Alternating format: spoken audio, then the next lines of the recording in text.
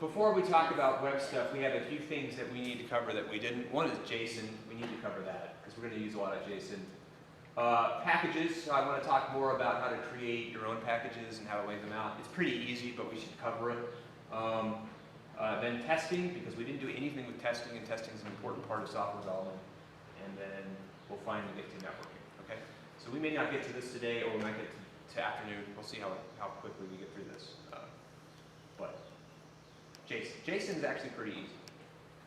So you guys know what the format JSON is? Mm-hmm. Yeah. So you probably saw it with JavaScript, right? You have arrays, which are done with brackets, and inside them they have numbers or whatever, or they can have strings. They have lots of things in them. Then you have objects that are the key to value, just like a map would go. Key, value. Now the value can be anything. It can be a string. It can be a number. It can be an array. It can be another object. You can nest objects. And then you have numbers and you have strings. I think of booleans. You can have null, and I think that's about it. Am I missing anything?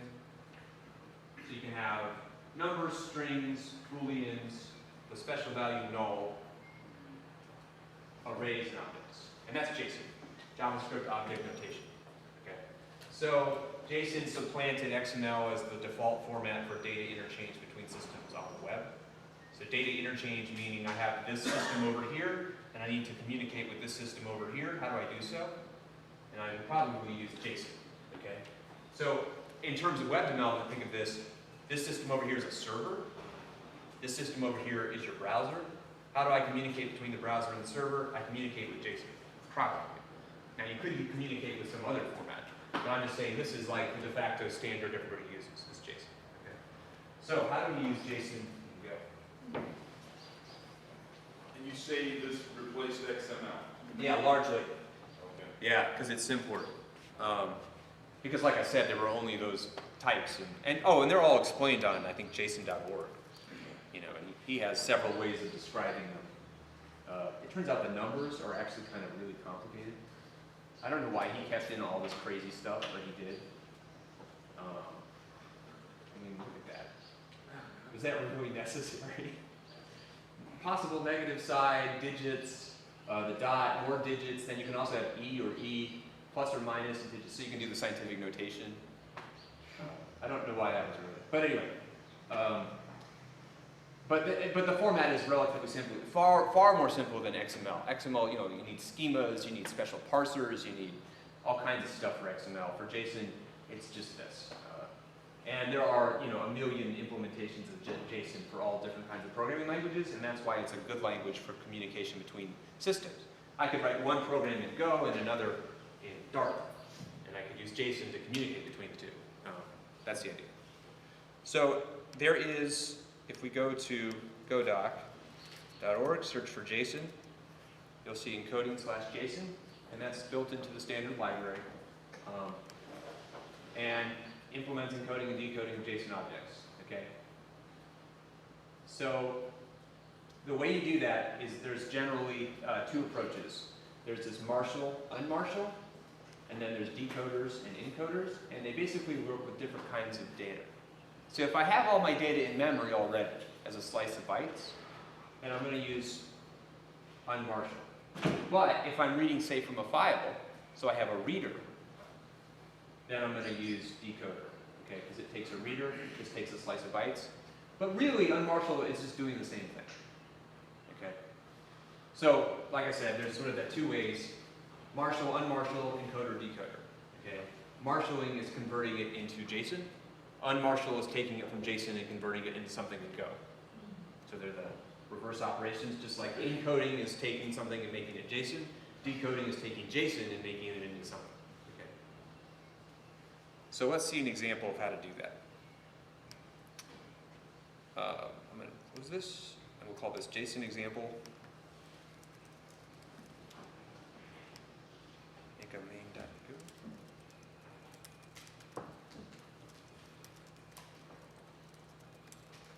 Okay, I'm going to create a fake JSON, so we'll just call this, I'm going to call it JSON data, and it's going to be a string. So I'm going to use the backticks. And the reason I'm going to use backticks is it allows me to put new lines inside of my string, which makes writing JSON a lot easier. It also means I can use the double quote character without having to escape it. Right. So I can sort of embed inside of my Go program a JSON thing as a string. Everybody following? Mm-hmm. We did that with HTML, same idea. Okay, except I'm going to need it as a slice of bytes. So I can say JSON.unMarshal, and it takes as the first thing the data, the JSON data. So I can do this. That just turns my string into a slice of bytes. Okay. And then I have to give it the thing I want to unmarshal into. So you guys remember pointers. This is where you use a pointer. So the thing I want to unmarshal it into, what does this look like? What does this kind of thing look like? A map. So I can say obj is a map of string to, what do you think? So remember, this is the key type. For JSON, it's always a string. Keys are always strings in JSON. What's the value here? It's also a string. Also a string, so I could probably use string. Okay? And then, do you guys remember how we pass this in? So the second argument is a pointer to the thing you want to fill. And where do you live? So ampersand obj, okay? So what this is going to do is it's going to take this data and it's going to try and fill the second thing with it. So it's going to put the keys and maps in there, okay? Where is your home so I can dump all this on your porch?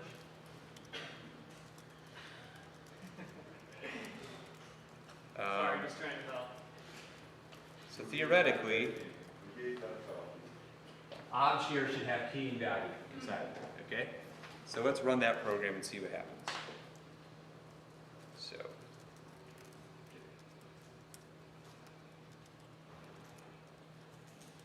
go install it, and then JSON-example. There we go, it filled it for us. So if I change the value of I should say value 2 and rerun that, it should, so there, it filled it now in value 2. You have multiple tabs in your index? Oh, yeah.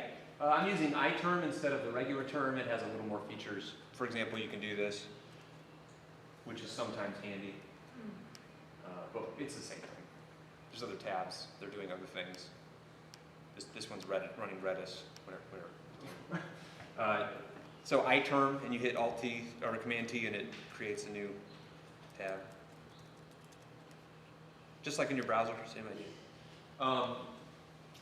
What's your JSON file look like? Can I just Yeah. pop that up? So key, and I changed the value 2, so that's why in the map it became value 2. Everybody following what this is doing? Yeah. Okay, so suppose I had key 2, and it had a number. What's going to happen when I run this program? It's gonna crash. Yeah, it's going to give us an error, right? Because cannot unmarshal number into Go value of type string. I mean, that's a very clear error. That's exactly what's wrong, right? I can't convert this number into a string. Well, I could, but it's not going to do it for you. Okay? It doesn't do that automatically. So how can I change this to make it work?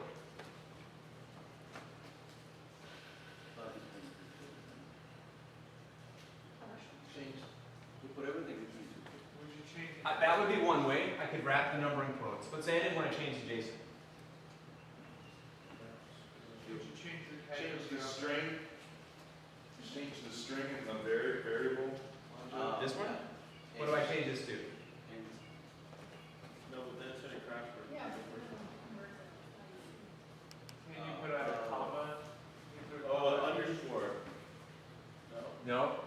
So what's a type that both of these things? A blank interface? Exactly. Interface and then curly braces, okay?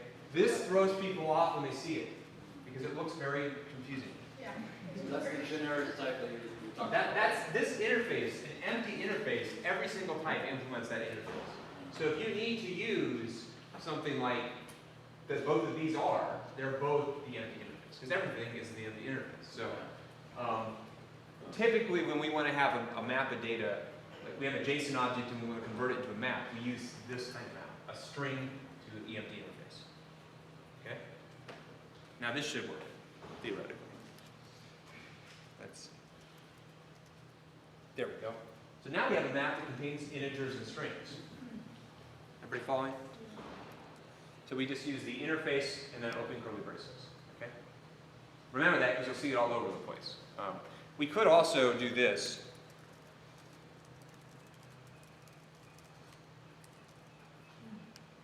And this is basically equivalent. Right? I just gave a name to that type. That's all I did.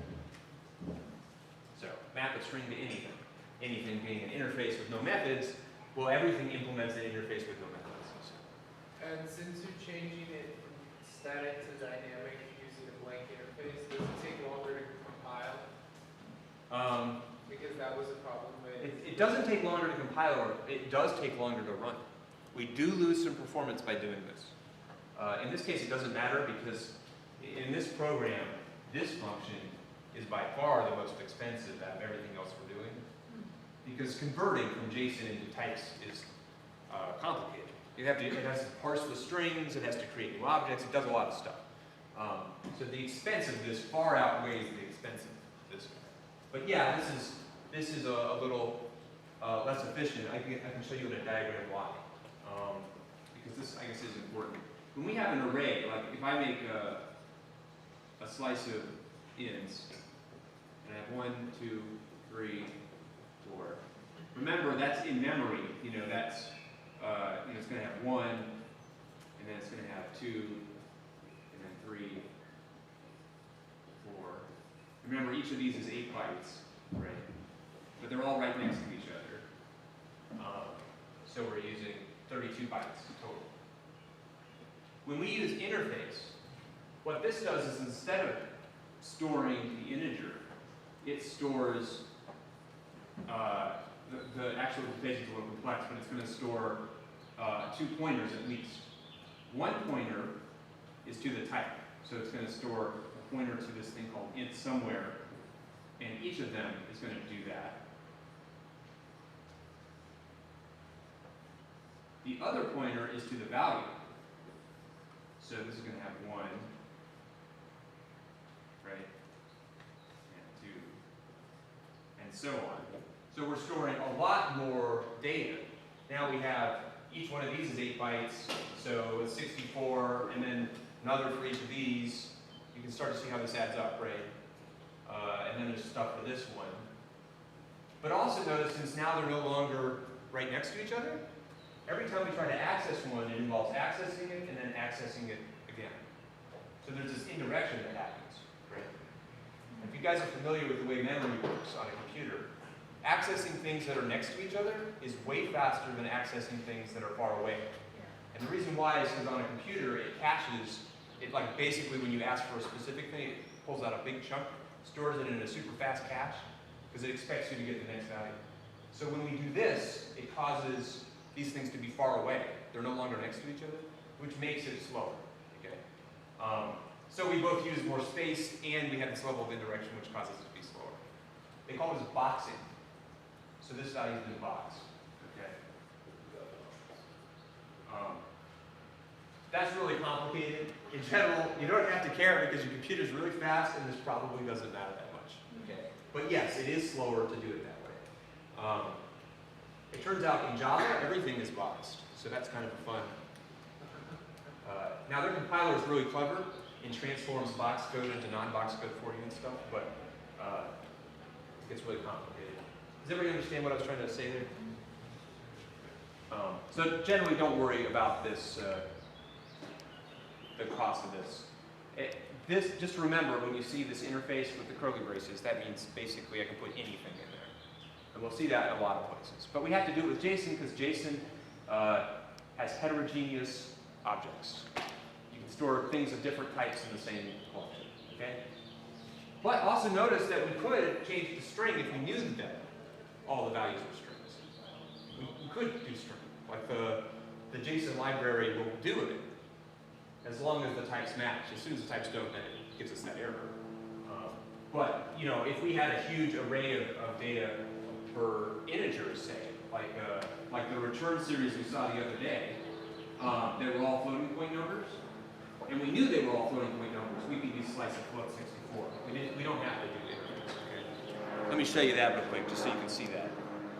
Right, I had 100, 200, 300.5, you know, or 6, whatever, 400.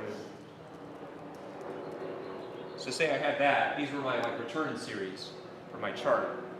I can use, instead of obj here, what's the type going to be for obj?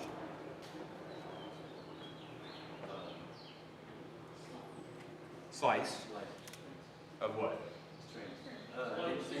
Float 64, right? And we can do that, and that should work too, okay? So it'll fill our object. But if I change this so it's an object or whatever, or I change the values inside the array to a string, we're going to get that same error we saw before. Cannot marshal into. So what if I didn't know? What if I didn't know what JSON was at all? I had no idea. What could this type be? Interface, the empty interface. Okay? And it will fill it as it sees fit.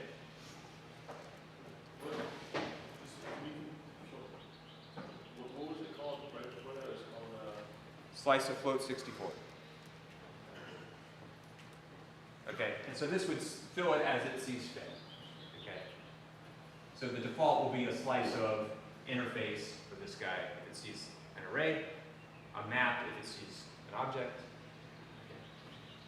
The thing that's interesting to me about that is it looks like it violates the whatever formatting rules for JSON, but unmarshal still does it fine. What's wrong with this, Jason? I thought you had to have double quotes, key, double colon, double quotes, or bin value, right? There's no key there. This is an array, not an object. You can do that with JSON. I didn't know that. I thought it was only object. Yeah, technically in JSON, I think the root object has to be either an array or an object. JSON will, it can just do a number too. Right? I think this will work. So it gave us 100 because it just had 100. So it's going to convert, numbers into probably an int, but maybe a float 64. I'm not quite sure. So one thing we can do to find out what the type of this thing was is we can use %t, and it will tell us the type. Float 64. And the reason it does that is in JSON, there's no real distinction between integers and floating point numbers. Just like in JavaScript, there's no real distinction between integers and floating point numbers. So it's going to default to float 64 for that. Okay, what's the downside of doing this? I told you the box thing. Let's not worry about the box thing for now. There's a bigger downside to this. The dynamic typing thing you talked about. Yeah, so what if I want to say, I want to add 100 to this number. So I have this number theoretically. I've gotten it, right? I had this JSON, I converted it into obj, and now I want to try to do this. I want to add 100 to it, and I want to print that out. I want to print x. Now this should give me 200, right? But notice we get an error. Invalid operation, 100 plus obj. Mismatch types int and interface. Because it's an interface. The type here is an interface. It doesn't know that it's a floating point number. So it doesn't convert it to a specific type. It just puts it in there. It does. It stores it in that box. But we have to get it out of the box. And the way we do that is we cast it. So we can do this, okay? Now that looks really weird, right? Dot, and then in parentheses, the name of the type. And that, if you have an interface, that's how you convert the interface into something concrete. So this goes from interface into float 64. So theoretically, that should give us our 200. Okay, so it worked. Now, what would happen if I change this? Sorry, that's not what I meant to do. There. So now we're going to convert it to obj, which has a type interface. What is obj going to have inside of it? Remember, it's boxed, so it has this interface. But what's inside that box? A string. So it's not a float 64. So let's see what happens when we run this code. Ooh, a panic error. Interface is string, not float 64. So that caused a panic when we tried to do that. So there is a handy operation we can do. So I'm going to pull this out and make a v variable that does this. So like with maths, we can return two things instead of one. And so you can say comma OK. OK will be true if this thing was a float 64, and false if it was something else. And then we could say if not OK, we'll just say default v to 0 or something, right? We can do that. Everybody following? So now we get 100 because it defaulted v to 0. But this prevents the panic. So when you do typecasting, unless you're really sure you know what's going to be inside that interface, make sure to do the two-value kind, okay? And check you're okay. Everybody following? Okay, so we have to do that a lot with things like JSON because the format of the data is so open-ended that it's a little hard to get into the types. So sometimes we have to do that. Everybody following this the example here? So to marshal is easier, right? Because unmarshaling, there's this ambiguity between the types. But marshaling, we know the types, and so we can convert it into JSON for us really easily. And so we just can use JSON.marshal. You give it something, and it turns it into JSON for you. So it returns it as a slice of bytes and a possible error. The error is because some things in Go cannot be represented in JSON, at least not easily, like a channel. What is a channel in JSON? I have no idea. Are you going to marshal object or do you want to marshal X? Yeah, it doesn't matter. X would work too. And then we can see what the bytes and the error. Okay, let's print that. So, right, it's bytes, so we'd have to convert it to a string if we want to see it as a string. But remember, we can do that really easily just by doing that. So, but that's the string 100, right? Now, if we given it this, if we give it, you know, instead of x here, we could say a slice of int. This should create a JavaScript object, a JavaScript array. I'm just gonna. Okay. So we should see square bracket 1, comma 2, comma 3, comma 4, square bracket.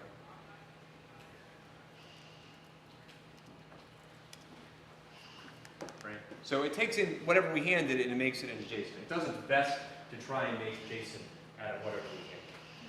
Everybody following that too? So Marshall takes things in and makes JSON. Unmarshal takes JSON in and makes Go things out. Okay? And it does so using this pointer. And you can use encoder and decoder similarly. So if we have a JSON, we say new encoder, you'd give it a writer. So maybe this is a file. It could be anything. In our case, we'll do it in memory. So the way we can do that is we can say buff bytes.buffer.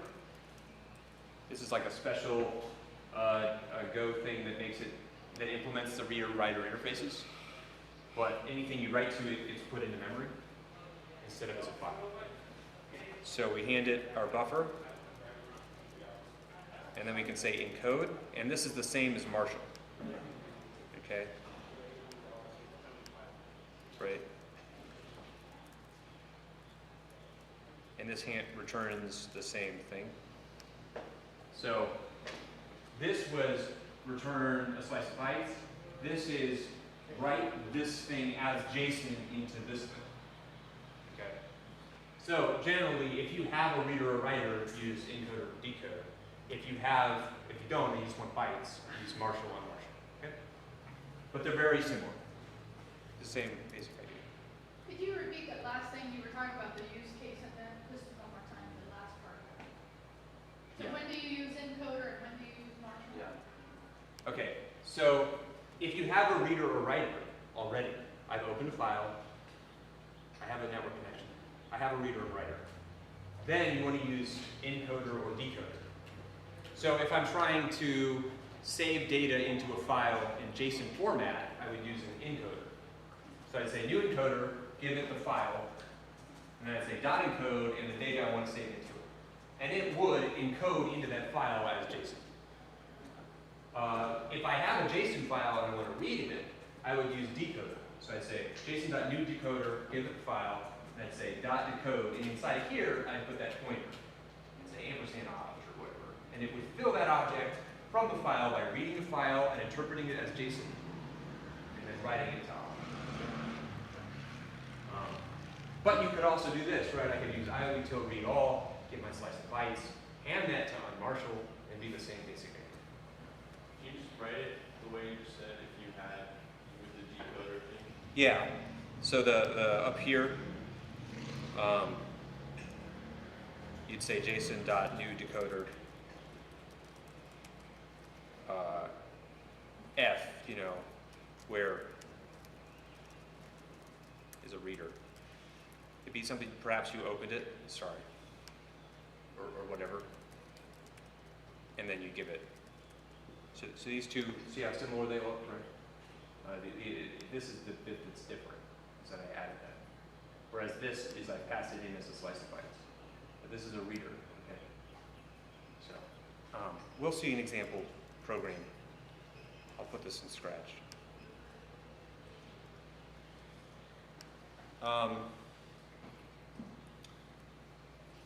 Okay, so maybe I'll show you how to do that real quick. I'll create a file in here, call it data.json, and what it's going to have is something like this.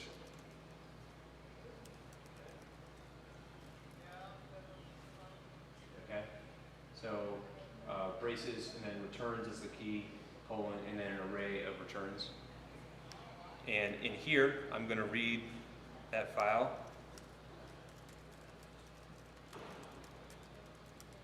Data.json.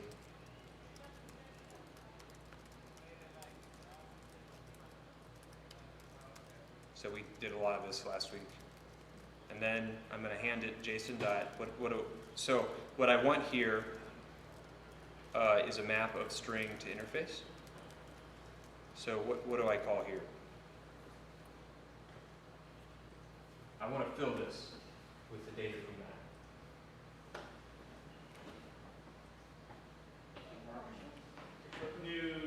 New decoder, because I have a reader. I don't have the bytes, I have the file.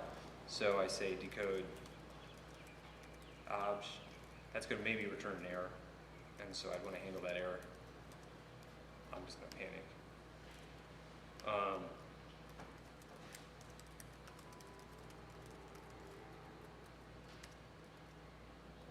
This time you use decoder instead of encode. Well, because I'm decoding JSON. If I were writing the file, I'd use encode. Right? But I'm reading the file, so I'm using decode. So, see it filled my object. Everybody follow?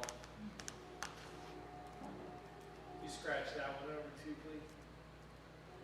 Function. You can delete what's in Scratch.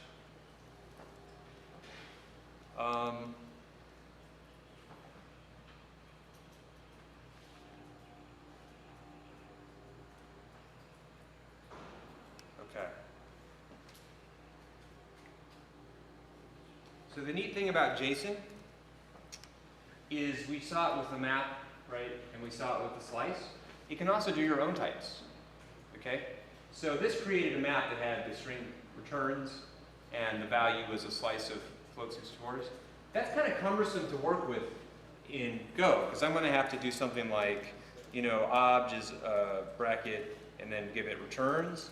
And then I'm going to have to convert that, right, into slice of float 64, or actually that isn't even going to work. And so this becomes really cumbersome to work with because it's actually a slice of interface, right? And so I'm going to have to say, and then each V I'm going to have to cast into a float 64. And so this is really clunky to have to do. You can do it, it's just cumbersome to have to do.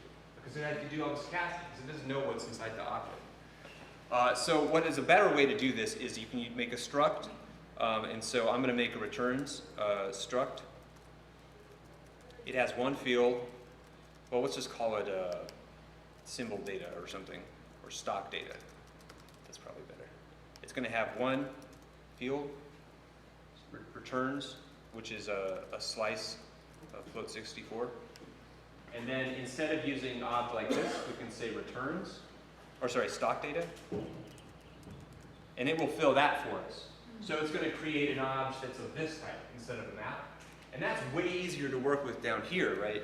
Because now I can just say range obj dot returns, like it has nice fields. And V here is a float 64. I know that because it says right up there. Okay? And so this is the other way you can do that, is that instead of handing it a map, I hand it a struct, and it will fill that struct for me. Now, how does it know how to fill that struct? It matches the names. So the name here is returns, and the name here is returns, so it would fill it. Okay? Does capitalization matter? Let's find out. That is a very good question. I think it doesn't, but I might be wrong. Yeah, so it doesn't matter. There's just a key. So what it does is it looks for the case-insensitive name from data.json and fills it in with here. And it does that because the convention in Go is often to have a capital letter, and the convention in JavaScript is to use a lowercase letter. So that's a very common thing, so they just do that for you. Now, if you care, if you want to give this a different name, so say I wanted to call this values instead of returns, but I wanted to call it returns over here, you can use a thing called a tag. Now, we didn't talk about a tag, but it turns out in a struct, you have the field name and the type. There's also this special thing you can add to the end of it that's a string. And then you can specify for JSON, I want to call this thing values. Okay? And it can use that to know how to parse the data. This is described in detail in the JSON documentation, how this process works. And in general, we're not going to need it. That'd be useful though if you got a key.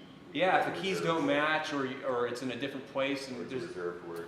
Yeah, so in general though, we just name it the same thing and you'll be good to go, okay?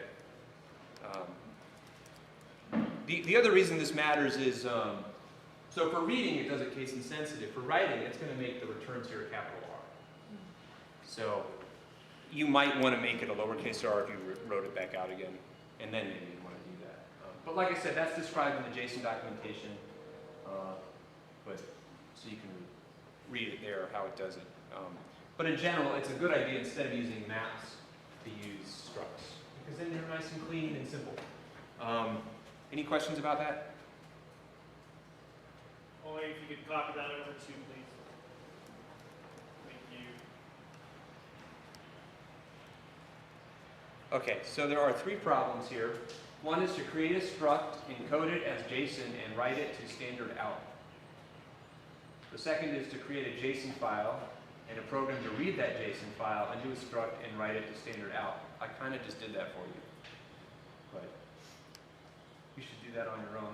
And then the third is create a program which can read the CSV file from 15.1. Remember that CSV file we had? You can go find it up there. And then write it as a JSON file. So we're basically convert our CSV file into a JSON file. Okay? Everybody following these? And I'll help you make these programs. These two should be very easy. This one a little more difficult. Okay?